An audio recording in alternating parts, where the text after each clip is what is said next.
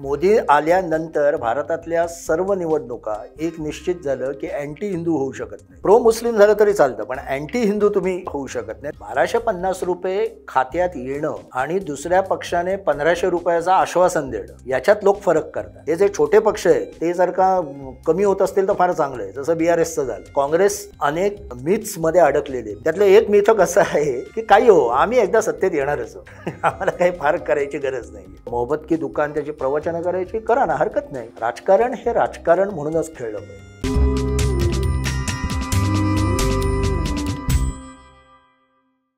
गंगेच्या काठावर भाजपनं राजकीय संस्कृती कशी जोपासली? येत्या 10 वर्षात जातीचा आणि आरक्षणाचा प्रश्न नक्की कसा इव्हॉल्व्ह होणार? AI मुळे सरकारची डोकेदुखी वाढणार की थांबणार? राज्याचं आणि देशाचं राजकारण सोशल मीडिया नक्की कसं इन्फ्लुएन्स करणार? श्रीमंत व्हायचं म्हणजे नक्की काय करायचं? अशा फ्युचरिस्टिक प्रश्नांवरचं इन्साइट्स देणारा व्हायटल कंटेंट नेटवर्कचा पहिला दिवाळी अंक द इन्साइट. प्रकाशक विनायक पाचलक, संपादक सचिन परब. अंक घरपोच मागवण्यासाठी डिस्क्रिप्शन मध्ये दिलेल्या लिंकवर क्लिक करा. शिवाय अंक सर्व प्रमुख स्टॉल्सवर देखील उपलब्ध आहे. नमस्कार, मी विनायक पाचलक आणि थिंक बँकच्या बिहाइंड द सीन्स मध्ये तुम्हा सगळ्यांचं मनापासून स्वागत. आजचा विषय कदाचित तुम्हा सगळ्यांना अपेक्षित असा आहे. 5 राज्यांच्या निवडणुका झाल्यात, ज्याला काही जण लोकसभेची सेमीफायनल म्हणत होते. त्याच्यामध्ये 3 ठिकाणी भाजप, 1 ठिकाणी काँग्रेस, तर मिझोरम मध्ये तिथला स्थानिक पक्ष विजयी होताना आज हे शूट करताना दिसतंय. या सगळ्याचं विश्लेषण करण्यासाठी नेहमीप्रमाणे माझ्या बरोबर आहेत ज्येष्ठ संपादक पत्रकार प्रशांत दीक्षित सर. सर, स्वागत आहे तुमचं. या विश्लेषणात दीक्षित सर असण्याचं अजून एक महत्व आहे की सर जवळपास 6हून अधिक वर्ष दिव्य मराठी या दैनिकाचे संपादक होते महाराष्ट्रातले, आणि दिव्य मराठीचा जो पेरेंट ग्रुप आहे भास्कर ग्रुप, हा या सर्व राज्यांमध्ये तेलंगणाचा अपवाद आणि मिझोरमचा अपवाद वगळता 3 प्रमुख राज्यामध्ये आहे. छत्तीसगड, मध्य प्रदेश आणि राजस्थान. तिथल्या लोकांशी कायम त्यांचा संवाद त्यामुळे होत आलेला आहे. तिथं अजूनही त्यांचे कनेक्ट्स आहेत. त्या सगळ्यामुळं एक इनसाइड इन्फॉर्मेशन, अनालिसिस आणि महाराष्ट्रावर काय परिणाम होणार अशी मुलाखत असणार आहे. सर, पहिला प्रश्न हाच आहे, काय या विश्लेषण या निकालाच? हा 2 नेतृत्व शैलीतली निवडणूक होती, हा माझा पहिला मुद्दा आहे. दुसरा मुद्दा आहे, प्रथमच अशी निवडणूक झाली माझ्या आठवणीत की जी मुख्यतः पॉलिसीजवर लढवली गेली. हिंदुत्व हा बॅकग्राऊंड होतं. म्हणजे शेखर गुप्ताने परवा म्हटलं तसं आता भारतातल्या सगळ्या पक्षांच्या प्रचाराला याला तानपुऱ्यासारखा मागे हिंदुत्वाचा यांनी सांगितलं, आणि ते अगदी बरोबर आहे. कारण आता त्याच्यापासून म्हणजे मोदींचं 2 कॉन्ट्रीब्युशन मला दिसतात, की कॉन्ट्रीब्युशन म्हणावं की नाही हा शब्द वेगळा आहे, पण मोदी आल्यानंतर भारतातल्या सर्व निवडणुका एक निश्चित झालं की अँटी हिंदू होऊ शकत नाही. प्रो मुस्लिम झालं तरी चालतं, पण अँटी हिंदू तुम्ही होऊ शकत नाही. त्यामुळे हिंदुत्व हा तानपुऱ्यासारखं मागे सर्व पक्षांना, आपपासनं काँग्रेस सगळ्यांना ठेवावं लागतं. हा एक भाग. आणि दुसरा म्हणजे जे या निवडणुकीत प्रकर्षाने दिसलं, पॉलिसीज भारतात पहिल्यापासून मांडल्या जात आहेत. सोनिया गांधींच्या काळात हक्क पण बरेच दिले गेले, पण त्याचं प्रत्यक्ष जमिनीवर लोकांच्या घरापर्यंत, कुटुंबापर्यंत त्याची अंमलबजावणी कशी होतीये यावर मतदारांनी अनेक ठिकाणी म्हणजे प्रत्येक राज्यात मतदान केलं आहे असं मला दिसतं, आणि त्याच्यावर आपण बोलूच तपशिलात. आणि तिसरा भाग हा जो पहिला म्हटला की नेतृत्व शैलीचा, म्हणजे एका बाजूला भाजपची म्हणजे मोदींच्या नेतृत्वाखाली भाजपचं एक निवडणूक काम करण्याची पद्धत, आणि काँग्रेस आणि अन्य विरोधी पक्षांची काम करण्याची पद्धत, यातला हा झगडा होता. आणि त्याच्यात आत्ता तरी असं दिसतंय की भाजपने सरशी मिळवली. तुम्ही पॉलिसीचा मुद्दा म्हणलात म्हणून मी पटकन त्याच्यावरती येतो. बाकीच्यांनी दिली किती रेवडी आणि मोदींनी दिली किती गॅरंटी, असं काय? हा रेवडी शब्दामुळे मोदी अडचणीत आले ते 100% खरं आहे, आणि ते असे अडचणीत बरेच जसे आपल्याकडे अजितदादांवरच्या विधानामुळे अडचणीत आले होते. पण मोदींच्या व्यक्तिमत्वाचं किंवा नेतृत्वाचं एक वैशिष्ट्य असं की ते कोर्स करेक्शन फार चांगलं करतात. त्यांना लगेच लक्षात येतं. क्रिकेटचे जसे बॉलर बदलला की ज्याप्रमाणे उत्तम खेळणारा बॅट्समन आपली शैली बदलून टाकतो, किंवा उत्तम बॉलर आपली शैली बदलतो बॅट्समनच्या प्रमाणे, तसं मोदींचं काम आहे. म्हणजे त्यांनी पहिल्यांदा रेवडी म्हणून खिल्ली उडवली, पण जेव्हा कर्नाटकात गॅरंटी हा शब्द चालतो म्हटल्यावर त्यांनी गॅरंटी हा शब्द तिकडनं उचलला, आणि आता मोदींची गॅरंटी आहे हा शब्द ते सगळीकडे वापरतात. ॲक्च्युली तो शब्द काँग्रेसकडनं आलेला आहे कर्नाटकात. लोकांना याच्या तपशिलात हा नसतो. म्हणजे हे आपल्यासाठी, पत्रकारांसाठी किंवा बाकी लिखाण करणाऱ्यांसाठी ठीक आहे. मोदी काय करतात, ते उचलल्यानंतर त्याचं इम्प्लिमेंटेशन कसं होईल आणि ते मी सत्तास्थानी असेल तर सर्वोत्तम पद्धतीने कसं होईल या पद्धतीचा एक विश्वास, एक ट्रस्ट हा समाजात निर्माण करतात आणि ती त्यांची स्ट्रेंथ आहे. आता मला असं म्हणायचं आहे की मी याला रेवडी किंवा गॅरंटी या शब्द ह्याच्यात न जाता व्यक्तिगत माझं मत असं आहे, जे मागच्या आपल्या फार पूर्वी झालेल्या चर्चेत मी मांडलेलं आहे, की काही ठिकाणी सरकारचं, काही ठिकाणीच नाही, वेलफेअरिझम हे सरकारचं एक अंगच असलं पाहिजे.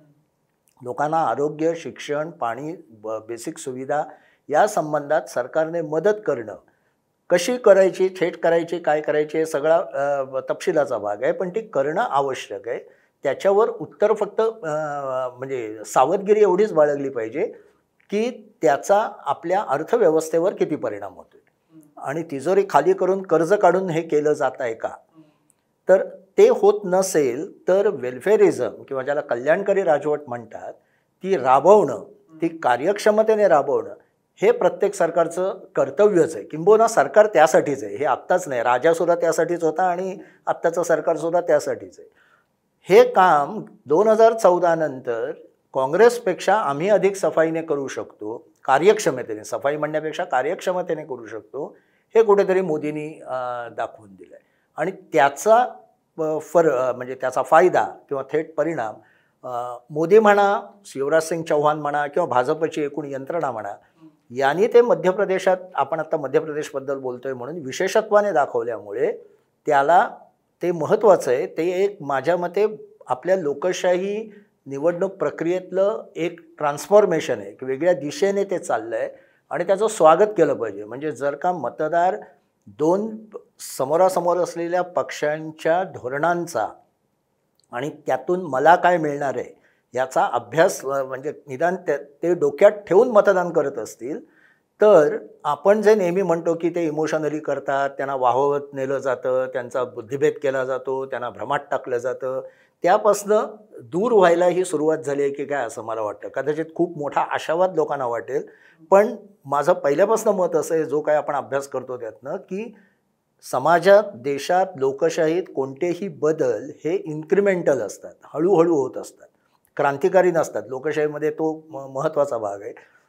त्यानुसार हे बदल झालेले आहेत आणि त्या दृष्टीने ही निवडणूक मला महत्त्वाची वाटते. त्यामुळे रेवडी आणि हे बरोबर आहे की ते त्यांच्या लक्षात आलं म्हणून अलीकडे त्यांच्या भाषणातनं रेवडी शब्द उडाला, पण तो गॅरंटी आला आणि नुसतं गॅरंटी नाही, ये मोदी की गॅरंटी आहे म्हणून त्याला विश्वासार्हतेचं त्यांनी एक हे जोडलं. म्हणजे भाजपची गॅरंटी आहे नाही म्हणत, ते मोदींची गॅरंटी आहे असं म्हणतात.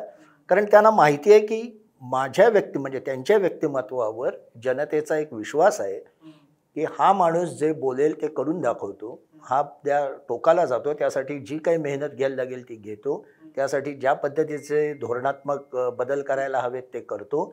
या पद्धतीचं संपूर्ण त्यांचं कामाची पद्धत जी 2019च्या निवडणुकीत ते पाहिली, त्या बहुतेकांनी मान्य केलं की तेव्हाच्या ज्या जनधन योजनांसारख्या अनेक योजना होत्या त्या लोकांपर्यंत पोचल्या, लोकांच्या घरात गेल्या.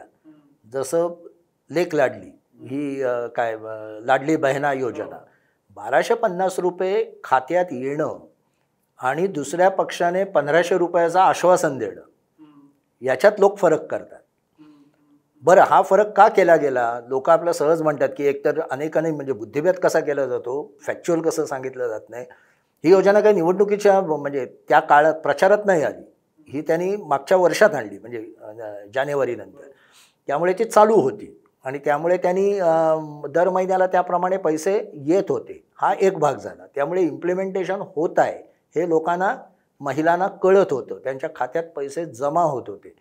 दुसरा भाग असा की गेली 20 वर्ष शिवराजसिंग चौहान यांच्या जवळजवळ 15 ते 18 महिला सेंट्रिक योजना आहेत, वुमन सेंट्रिक, महिलांना केंद्रस्थानी ठेवून त्यांनी वेगवेगळ्या आखलेल्या योजना आहेत. यातून एक प्रकारचा जो विश्वासार्हता निर्माण होते की या पक्षाला आपण दिलं, दुसरा पक्ष भले 1500-3000 म्हणत असेल, पण या पक्षाला आपण मतदान केलं तर हे जे मागचं त्यांचा ट्रॅक रेकॉर्ड ज्याला आपण म्हणतो तो आम्ही बघितलेला आहे आणि त्यानुसार आता पुढेही ते कामकाज चालवतील, कारभार करतील, हे आम्हाला विश्वास वाटतोय. यातून हे मतदान झालेलं आहे. यामुळे यावेळी असं दिसतंय, अनेक एक्झिट पोलचे ॲनालिसिस आहे त्याच्यात, की पुरुषांपेक्षा महिलांनी जास्त मतदान केलं आहे म्हणजे भाजपच्या बाजूने आणि संख्या पण वाढली. उत्तर प्रदेशचं उदाहरण घ्यायचं तर गॅस आल्यामुळे जेवण बनवायला जे 3-3.5 तास लागायचे, जंगलात जा, लाकडं आणा, ती तोडा, त्याचं सगळं हे करा, बरं ही पुरुष काम करत नाहीत, हे महिलाच गावातनं करतात, तो काळ त्यांचा एकदम पाऊण तासावर आला. आणि त्या असं म्हणाल्या, म्हणजे एका खेड्यातलं ॲनालिसिस होतं की तिथे फुटबॉल बनवतात, महिला फुटबॉल बनवतात, त्या म्हणाल्या रोज मी 3 फुटबॉल बनवायचे, ती 7 ते 8 बनवायला लागली. आता ही एम्पॉवरमेंट आहे इनडायरेक्ट. तर या पद्धतीच्या योजना ज्या असतात ना त्याला आपण रेवडी म्हणता कामा नये. रेवडी ह्या म्हणजे फुकट काहीतरी काही न करता आदल्या दिवशी वाटणं, हे करणं, असं जे असतं. त्यामुळे रेवडीपेक्षा अशा ज्या कल्याणकारी योजना आहेत त्याचा अभ्यास करून त्याचा खरोखर टार्गेट ग्रुप समोर ठेवून त्याला ते मिळत आहेत की नाही हे बघणं, आणि हे भाजपने केलं कसं ते आपण अधिक तपशिलात बघू. त्यामुळे रेवडी आणि कल्याणकारी योजना ह्यात बदल करून आपण अभ्यासकांनी बोललं पाहिजे. आपण महिलांचा मुद्दा बोलतोय म्हणून हा प्रश्न कायम येतो की मध्य प्रदेशांमध्ये मामंजी म्हणून महिलांच्यात ऑलरेडी काय आपले शिवराज सिंग चौहान प्रसिद्ध होते आहेत. मध्य प्रदेशचं यश हे चव्हाणांचं आहे का मोदींचं आहे? दोघांचं आहे. मोदींचा तो ब्रँड, त्यांनी केंद्रातनं आणलेल्या योजना, त्याचं इम्प्लिमेंटेशन, त्याची अंमलबजावणी, आणि मामाजी म्हणून यांना जे प्रेमाने म्हटलं जातं, आणि ते तसे ग्राउंड पहिल्यापासून, म्हणजे मी भोपाळला जायचो तेव्हा त्या आमच्या संपादकांची बैठक असली की तिथे सहज यायचे आणि सहज गप्पा मारायचे, आणि इतके अनएज्युमिंग असत, म्हणजे ज्याला काही सत्तेचा तोरा नाही, काही नाही, त्यांना तिथे मला कळलं होतं की त्यांना चित्रपटाची आवड आहे. तर ते सिनेमा सुरू झाला की हळूच मागच्या दाराने येतात, कुटुंब शेवटच्या सीटवर बसतं आणि सिनेमा संपत येण्याच्या पटकन निघून जातात. ज्याने कधी ते तोरा मिळवणं, ज्याला म्हणतो ना तोरा बाळगणं, हे होत नाही. तर इतकं तपशिलात काम केलं आहे आणि ह्याचा कोणी अभ्यास करत नाही. जानेवारीपासनं आजपर्यंत, म्हणजे नोव्हेंबर एंडपर्यंत, 17 नोव्हेंबरला निवडणूक झाली, शिवराज सिंग चौहाननी रोज 7 ते 8 बैठका घेतलेल्या, सभा 7 ते 8 जानेवारीपासनं, इथपासनं त्यांचा प्रचार चालू होता. त्यातल्या वैशिष्ट्य म्हणजे 53 जिल्ह्यांमधल्या 53 सभा या फक्त महिलांच्या होत्या. दुसरा भाग, अमित शहानी जेव्हा तिथे ठाम मांडलं, आणि अमित शहांची एक कामाची वेगळी पद्धत आहे, त्यांनी जो हा केला, त्यांनी मला तिथल्या लोकांकडनं कळलं की 47 लाख बूथ वर्कर्सशी संपर्क साधला होता. आणि यांना ट्रेनिंग काय होतं की आपण मध्य प्रदेश सरकारच्या ज्या ज्या योजना आहेत त्या योजना आपल्या टार्गेट ऑडियन्स किंवा जे लाभार्थी आहेत त्यांच्यापर्यंत पोचतायत की नाही असा फॉलोअप घ्या. त्यांना आठवण करून द्या योजनांची. मिळत नसेल, त्यात अडचण असेल तर ती कशी सॉल्व्ह करता येईल बघा. उद्देश काय, तर बूथवर जेव्हा मतदार जाईल तेव्हा त्याच्या डोक्यात आपली एखादी तरी योजना पाहिजे, ती लिंगरिंग डोक्यात त्याच्या या योजनेसाठी मी इथे जातोय किंवा याच्यासाठी जातोय, आणि मग नॅचरली आहे की त्याचं कमळावर हात जाणं हे सहज आहे. या दृष्टीने 47 लाख लोकांना मॉबिलाइज करणं किंवा त्यांना उभं करणं. दुसरा त्यात भाग असा की ते नुसते योजनांवर बोलता कामा नये, तर आपली जी हिंदुत्वाची आयडिओलॉजी आहे ती त्यांना कळली पाहिजे. मोदींचा दृष्टिकोन, भारत मोदींना कुठे न्यायचा आहे, त्याच्यासाठी आपलं काम कसं आहे. म्हणजे शहानी हे काय केलं, लोकांना पण आवाहन करताना की 2024मध्ये मोदींना तुम्हाला निवडून आणायचं असेल तर आत्ता मध्य प्रदेशमध्ये भाजपला निवडून आणलं पाहिजे. आणि हे आयडिओलॉजिकल कॅम्प्स घेतले वारंवार, आणि त्यातनं त्यांना म्हणजे जे कम्युनिस्ट पूर्वी करायचे, पण हे मास याच्यावर झालं, आणि याच्यासाठी डिजिटल याचा प्रचंड वापर करून घेतला. म्हणजे प्रत्येक ठिकाणी मन की बात ऐकणं सक्तीचं केलं कार्यकर्त्यांना, कारण का तर त्यातनं आपली आयडिओलॉजी कळते डिजिटली. आणि काही वेळेला 2-4 वेळा प्रेझेन्समध्ये मी पण ते म्हणजे तेव्हा टी व्हीवरही दाखवलं होतं, मोदींनी आणि शहानी प्रत्यक्ष यातल्या अनेक कार्यकर्त्यांशी थेट संवाद साधला. आणि तुम्हाला गावात काय करायचं, म्हणजे मी मोदींचं ते म्हणजे सर्व टी व्हीने दाखवलं, दुपारी भाषण होतं, न्यूजवरनंच DD न्यूजवरनंही चालू होतं. ते बारकाईने सांगत होते की तुम्हाला गावात कसं काम करायचं आहे, तुम्ही गावातले प्रॉब्लेम सॉल्व्हर व्हा. BJPचा कार्यकर्ता हा प्रॉब्लेम सॉल्व्हर झाला पाहिजे, प्रॉब्लेम क्रिएट करणारा होता कामा नये. मग तुम्ही काय म्हणतात यांना वरिष्ठ नागरिकांना भेटा, त्यांचे प्रश्न समजून घ्या, लायब्ररीमध्ये जा, तिथले पेपर चाळा, त्यातनं लोकांशी गप्पा मारा, त्यातनं इश्यूज काढा, मग ते इश्यू आम्हाला कळवा, मग ते कसे सॉल्व्ह करता येतील सरकारपर्यंत, या पद्धतीने गेली 7-8 महिने काम चाललं होतं. त्याचा तो संपूर्ण फायदा आहे. आणि याच पद्धतीने राजस्थानमध्ये झालं, पण राजस्थानमध्ये सरकार नव्हतं, त्यामुळे योजनांपेक्षा तिथे सरकार विरोधात वातावरण तापवायला त्यांनी प्राधान्य दिलं. त्याच्यात पोलरायझेशन पण झालं, कारण तिथे तो कन्हैया लालचा इश्यू झाला होता, नुपूर शर्माच्या वक्तव्यानंतर ज्याची मान कापली, तो इश्यू झालेला होता, त्याचा त्यांना फायदा झाला. गुर्जरांना मॉबिलाइज करण्यात त्याचा फायदा झाला कार्यकर्त्यांकडनं, की तुमच्या नेत्यावर गेहलोत यांनी अन्याय केला आहे सचिन पायलटवर, आणि त्यामुळे गुर्जर मतं ही फार अस्वस्थ झाली. गेहलोत निवडून आले तर सचिन पायलट पुन्हा 5 वर्ष वनवासात जाणार, हे तुम्ही लक्षात ठेवा. त्यामुळे आत्ता आम्हाला मतं द्या, नंतर पुढच्या 5 वर्षानंतर कदाचित सचिन पायलटना चान्स मिळेल. छत्तीसगडमध्ये तिथल्या योजना, तिथलं करप्शन ह्याच्यात कशी कमतरता आहे, तिथे त्यांनी 1250 रुपयाची योजना त्यांनी जाहीर केली. ती लक्षात आल्यावर लगेच निवडणुकीचा पहिला टप्पा झाल्यानंतर भूपेश बघेल यांनी 2000 रुपयाची योजना जाहीर केली. या पद्धतीने संघटना म्हणजे मूळ नेतृत्व, एक कॅरिशमॅटिक मोदींचं नेतृत्व, लोकल लेवलवर शिवराजसिंग चौहान आणि यांचं नेतृत्व, आणि खाली कार्यकर्त्यांचं जाळं, हा एक पार्ट. दुसरा पार्ट असा जे म्हणजे एक असं बोललं जात होतं कायम, की मोदी हे स्टेट लेवलवर अपयशी ठरतात. प्रादेशिक हे आपल्याही चर्चेत मी एकदा मांडलेलं आहे, आणि तुला आठवत असेल तर मागच्या एका चर्चेत मी असं मांडलं होतं की भाजपकडची क्रिएटिव्हिटी संपलेली आहे किंवा कमी झालेली आहे, ते त्याच गोष्टी बोलत आहेत. मला ते दुरुस्त करावं असं वाटतं आता, आणि ते दुरुस्त अशासाठी की या निवडणुकीसाठी ज्या पद्धतीने मोदी, शहा किंवा त्यांचं काय कोर ग्रुप असेल त्यांनी ज्या स्ट्रॅटेजी आखल्या ना, त्या खरोखर अभ्यास करण्याजोग्या आहेत. काँग्रेसने असं ठरवलं होतं की लोकल इश्यूवर आपण भर द्यायचा आणि मोदींना टार्गेट करायचंच नाही. मोदींनी ते फिरवलं आणि ती निवडणूक आपल्यावरच आणली.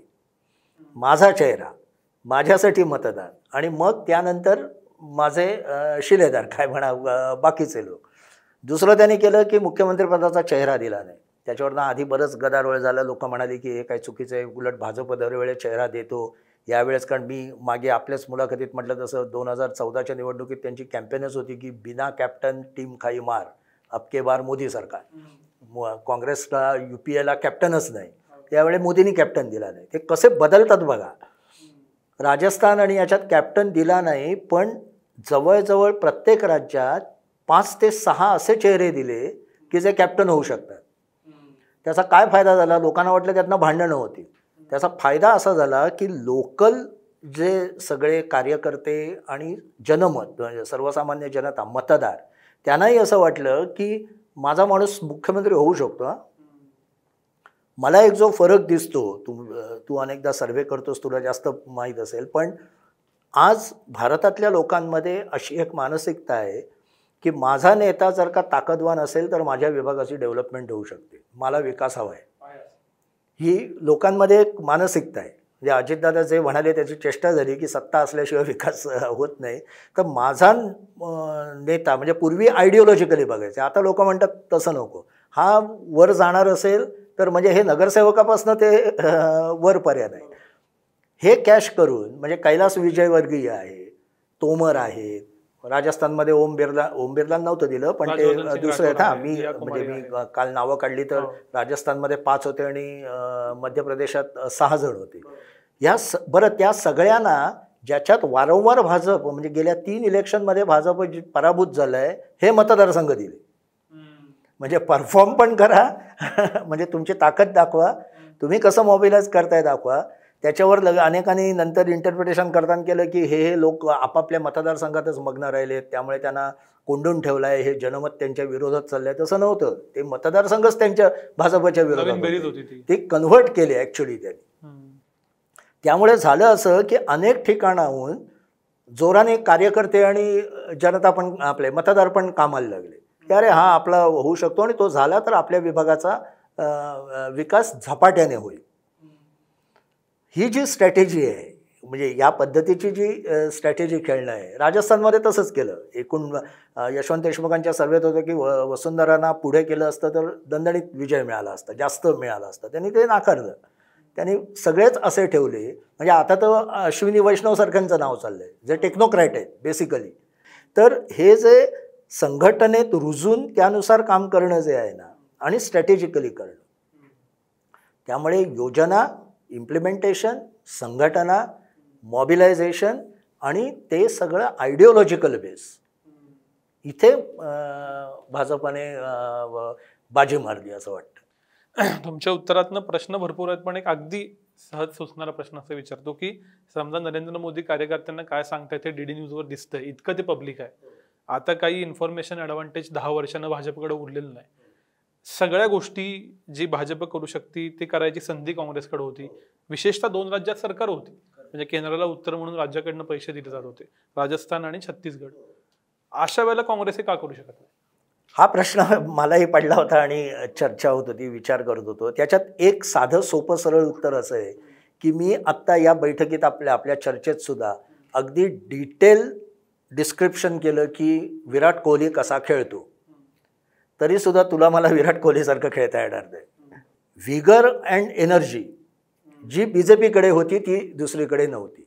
कमलनाथ यांच्याकडे नव्हती, गेहलोत यांच्याकडे नव्हती आणि काँग्रेसच्या एकूण याच्याकडे नव्हती. आता हे जे 2 गुण आहेत ना, हे तुम्ही कल्टिवेट करू शकता का, याच्याबद्दल मला शंका आहे. म्हणजे काही जणांकडे ते असतात आणि मग त्याला या गोष्टी बळ देतात. काँग्रेसच्या बाबत मला असं दिसलं की पुन्हा पुन्हा हे जाणवत आहे 2004 नंतर. म्हणजे राहुल गांधी 2004मध्ये आले, म्हणजे त्यांच्याबद्दल पूर्ण आदर ठेवून त्यांचा पूर्ण तो जो त्यांनी भारत जोडो यात्रासाठी संपूर्ण भारतात प्रवास केला, अमेझिंग होता. म्हणजे त्याचा काहीच कौतुकच करण्याजोगी गोष्ट आहे. ती लक्षात घेताही ते पहिलं म्हणजे त्यांच्याकडे करिश्मा नाही, ते वोट कॅचर नाही. त्याच्यानंतर ते निष्णात व्यूहरचनाकार नाहीत, म्हणजे ज्याला आपण डावपेच आखणं किंवा स्ट्रॅटेजी आखणं म्हणतो, ती त्यांच्याकडे नाही. आणि संघटनेचं अशा पद्धतीने व्यवस्थापन करणारी फळी उभी करणं हे पण त्यांच्याकडे नाही. मोदी आणि त्यांच्यात फरक मी आशयाने सांगेन की हेनरी किसिंजर नुकतेच गेले 100 वर्षाचे, त्यांना रिअलिस्ट म्हणत, म्हणजे ते म्हणत मी वास्तववादी धोरणं हे करणार आहे. त्यांनी एक छान वाक्य त्यांच्या डिप्लोमसी या नावाच्या पुस्तकात आहे, जुनं पुस्तक आहे तसं, की त्यामध्ये रिअलिस्ट माणसं 2 प्रकारची असतात. एक रिअलिस्ट असतो तो फॅक्ट्स मॅन्युप्युलेट करतो आपल्याला हवा तसा.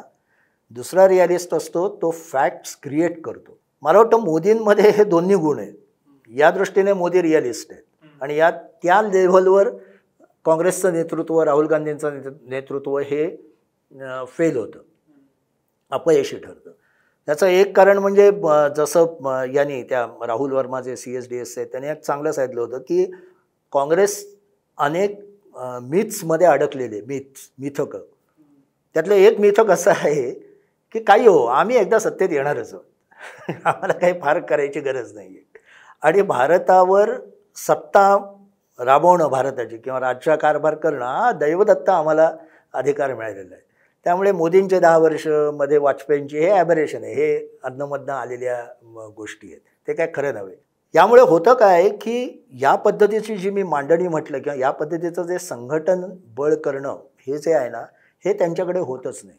म्हणजे नॉन इलेक्टोरल, निवडणूक बाह्य अनेक गोष्टी करून आपला एक पॉलिटिकल कॉन्स्टिट्युएन्सी तयार करणं, एक राजकीय मतदारसंघ तयार करणं, हे जे काम राष्ट्रीय स्वयंसेवक संघाने अनेक वर्ष केलेलं आहे, तशा पद्धतीचं काम काँग्रेसने केलेलं नाही. कारण काँग्रेसला एक तर पहिल्या काळात तशी गरज नव्हती. स्वातंत्र्याचं चळवळीचं त्यांना पूर्ण ती गडकरींच्या भाषेत सांगायचं ते एवढी इतकी मोठी होती की ती बऱ्याच काळात चालवता आली.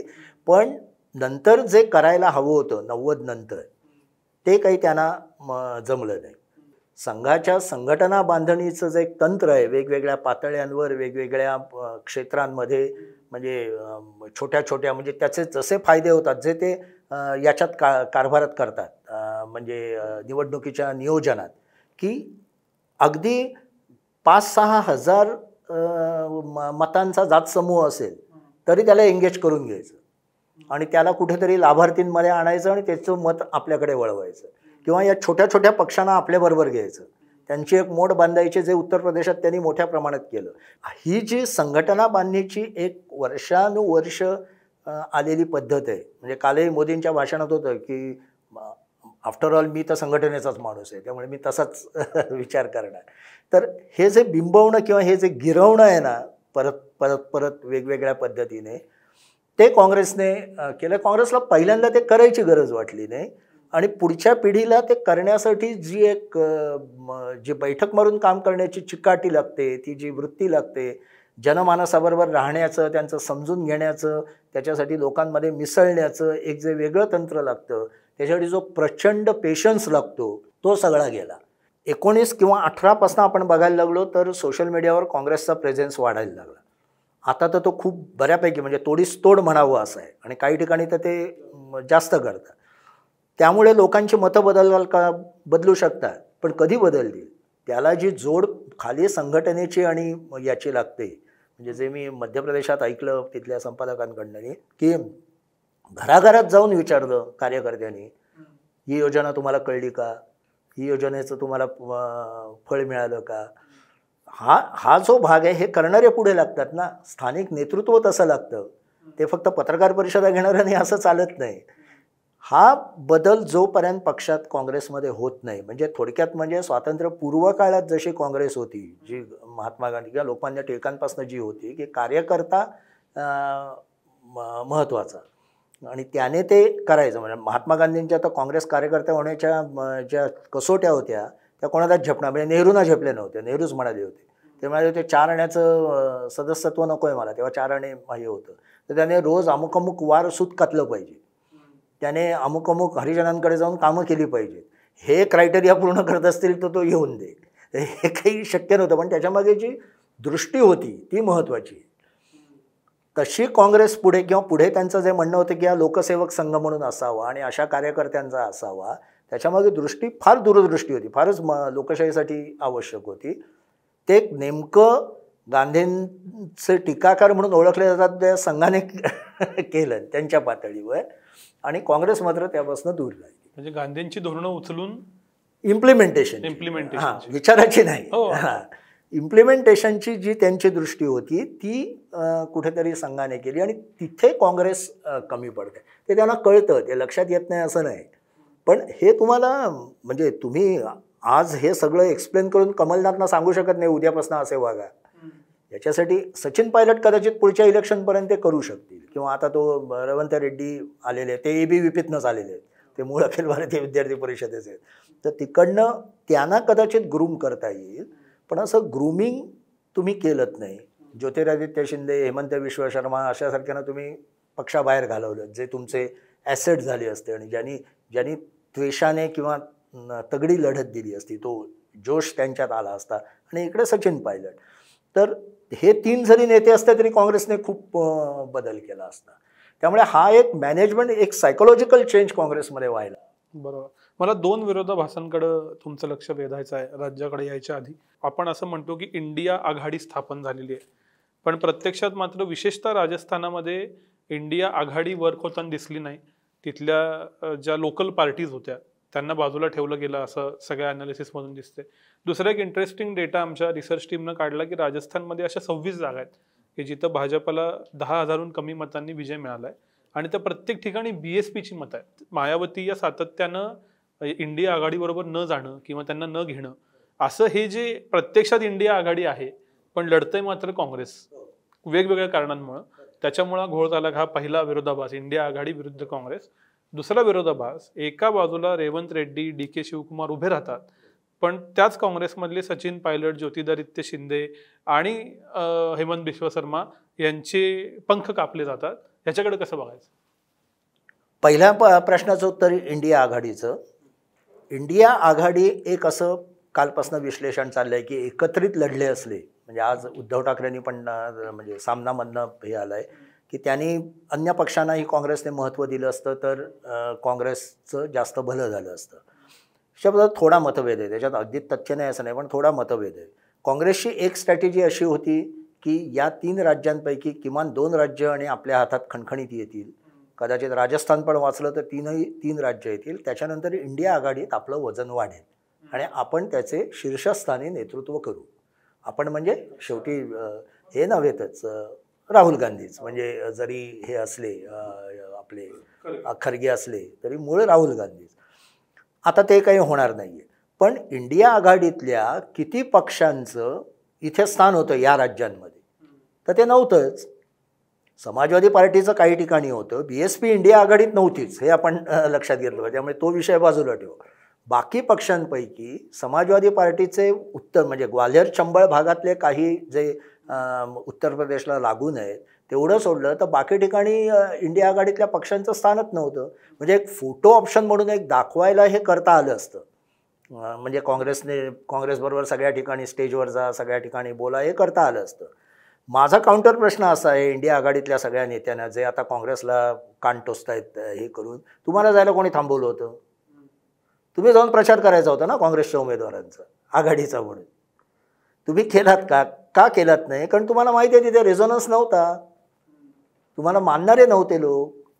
तुमचं तिथे ताकदच नसताना म्हणजे ह्या इंडिया आघाडीतल्या काही बाबत मला काँग्रेसबद्दल प्रचंड सहानुभूती आहे. या लोकांना कसं हवं आहे, यांना काँग्रेसची ताकद हवी आहे पण काँग्रेसला द्यायचं नाही आहे. आणि काँग्रेस म्हणतं मग आमच्या ताकदीवर तुम्ही किती किती काळ मोठे होणार. तर शेवटी काँग्रेस ही ताकद आहेच, तुम्हाला ती अमान्य अजिबात करता येणार नाही. आजही मध्य प्रदेश, राजस्थान आणि याच्यात 40% वर मतं आहेत त्यांची सगळीकडे. त्यामुळे भारतात प्रमुख विरोधी पक्ष म्हणून काँग्रेसच राहणार आणि काँग्रेसच वाढलं पाहिजे असं व्यक्तिगतही माझं मत आहे. तगडा विरोधी पक्ष पाहिजे या देशाला, लोकशाहीला हवा कुठलाही. हे जे छोटे पक्ष आहेत ते जर का कमी होत असतील तर फार चांगलं आहे. जसं BRSचं झालं. म्हणजे एक आपण महाराष्ट्रावर बोलू तेव्हा, पण BRSमधलं एक लर्निंग असं आहे की प्रादेशिक पक्षांचं काय होतं हे कळलेलं आहे. तर त्यामुळे इंडिया आघाडी म्हणून हे खरं आहे की काही फोटो ऑप्शन करायला हवे होते तर कदाचित त्याचा फरक पडला असता. पण मला फार फरक पडला असता असं वाटत नाही. म्हणजे तिथल्या लोकांशी बोलताना जाणवतं की तिथल्या म्हणजे समजा उद्धव ठाकरेंनी जसं एकनाथ शिंदेनी तिथे जाऊन काही सभा घेतल्या म्हणून भाजपमध्ये फार मोठा काही मुवमेंट झाली असं नाही. पण निदान एकनाथ शिंदेना, अजितदादा नव्हतेच गेले पण एकनाथ शिंदेना तिथे आणावं वगैरे असं भाजपला वाटलं. तसं काँग्रेसने थोडंफार केलं असतं तर फोटो म्हणजे जरा वृत्तपत्रांमध्ये चर्चा झाली असती. ग्राउंड रिॲलिटीमध्ये फार काही फरक पडला असता असं मला वाटत नाही. आणि दुसरा भाग असा आहे की या लोकांना कोणी थांबवलं होतं? यांनी जाऊन भाजप, तुमचं म्हणणं काय आहे? आमचा सर्वांचा एकत्रित शत्रू भाजप आहे, मोदी हटाव हे आमचं ध्येय आहे. मग मोदी हटाव ध्येयासाठी जे जे येत आहेत त्यांना आउट ऑफ द वे जाऊन तुम्ही मदत करायला हवी ना. ते करायचं नाही आणि फक्त काँग्रेसचे कान टोचायचे, हे काय मला पटत नाही. हा पहिला भाग. आणि पंख कापण्याचं जे आहे ना, तोच मी जे म्हटलं की डेड वूड्सपासनं बाजूला होणं, ते म्हणजे जे भाजपने केलं, मोदींनी केलं की शिवराजसिंग चौहानांबद्दल आदर आहे, लक्षात आलं शिवराजसिंग चौहानांची ताकद इथे आहे, त्यांना बाजूला ठेवता येणार नाही, त्यांना बरोबर इन्व्हॉल्व करून घेतलं. पण त्याच्यातही मला फार तथ्य दिसत नाही, कारण मी आत्ता म्हटलं तसं जानेवारीपासून शिवराजसिंग चौहान प्रचार करतच होते. पण त्यांची ताकद आहे हे लक्षात आल्यावर त्यांना ॲब्सॉर्ब केलं, वसुंधरा राजेंना ॲब्सॉर्ब केलं. पण ते आवाक्या बाहेर जाणार नाहीत हेही पाहिलं. हे घडलं असं हे मोदींनी केलं, असंच इंदिरा गांधी करायच्या. ह्याचं कारण असं की इंदिरा गांधी, नरेंद्र मोदी यांचं वैशिष्ट्य असं आहे की ते स्वतःच्या जीवावर मतं खेचू शकतात. जेव्हा म्हणून मी म्हटलं शीर्षस्थानी असलेलं नेतृत्व हे जोपर्यंत वोट कॅचर होत नाही, तर हा जो एक आव्हान घेण्याची जी तयारी लागते ना, मग आपण त्याला गोंडस नाव देऊ नये, राहुल गांधी हे निरागस आहेत, ते सज्जन आहेत, ठीक आहे ना. मग आपण आपल्या चर्चेत मागे म्हटलं होतं तुम्हाला काय याचं मोहब्बत की दुकान त्याची प्रवचनं करायची, करा ना, हरकत नाही. आम्ही ते ऐकायला जाऊ, आनंद म्हणून, चांगला माणूस आहे. राजकारण हे राजकारण म्हणूनच खेळलं पाहिजे. म्हणजे विधिनिषेध शून्य नाही, पण राजकारणाचे डावपेच जे असतात, कोणाला पुढे करायचं, मेरिटोक्रेसीला कुठे महत्त्व द्यायचं, कुठे जनसामान्यांना महत्त्व द्यायचं, लोकांच्या मनात काय आहे ते कसं ओळखायचं, त्याला आपल्या बाजूने कल कसा द्यायचा. तुम्ही विषय कुठले घेतलेत कायम? अदानी अंबानी, आणि तुमचे मुख्यमंत्री अदानीबरोबर म्हणजे कारभार करत होते. तुम्हाला का नाही सांगता आलं? Nothing doing. राज्य आमचं हे झालं तरी चालेल, याला एकही प्रोजेक्ट मिळता कामा नये. आणि दुसरा तुम्ही लोकशाहीचा जो हा केलात, की तिसरा महत्त्वाचा म्हणजे कास्ट सेन्सस. तुम्ही नेमकं काय साध्य करणार आहात त्यातनं? म्हणजे थिंक बँकवरच पैसेकर सरांनी उत्तम विश्लेषण केलं की त्याचं का महत्त्व आहे, काय आहे, पण ते सगळं समाजशास्त्रीय महत्त्व आहे. राजकारणाच्या दृष्टीने अनेक जाती समूह असं म्हणतात आम्ही किती टक्के आहोत आम्हाला माहिती आहे, यापेक्षा आम्हाला काय मिळणार आहे आणि थेट मिळणार आहे. म्हणून हे जे मी म्हणतो ना स्ट्रॅटेजी बदलणं, मोदींच्या बाबत तिसरा भाग म्हणजे ते गेले सतत महिनाभर काय सांगतात, कालही त्यांनी सांगितलं मी 4च जाती मानतो, एक गरीब, एक शेतकरी, एक महिला आणि चौथी तरुण. या 4 जातींसाठी आमचा पक्ष काम करणार आहे आणि यांच्यासाठी आमची गॅरंटी आहे. आता हे कुठल्याही माणसाला पटतं, तो म्हणतो हां बरोबर आहे, हे बोलतायत ते खरं आहे, मी अमुक अमुक जातीचाच असल्यामुळे अमुक अमुकच मला मिळालं पाहिजे असं म्हणण्यापेक्षा हे जे म्हणतायत ते बरोबर आहे.